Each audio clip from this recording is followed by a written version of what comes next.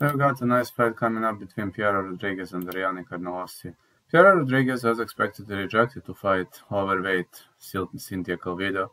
Now she'll be fighting Ariane Carnelossi. She defeated Kay Hansen, Sam Hughes, but lost to Jillian Robertson. And Ariane Carnelossi is a tough fighter too. Very, very tough Brazilian, 5'2", 61.5 inches of reach. She's got top-notch multi skills. Luckily for Piera Rodriguez, she is not a submission goddess, and this might be the advantage.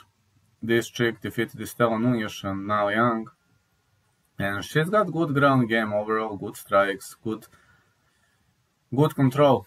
But she lost to Angela Hill and Lupita Godinez because she was unable to scramble out of bottom control position, and she was unable to work her way out of the bottom position. So I believe this is going to be a long fight. Gonna say fight starts round 3.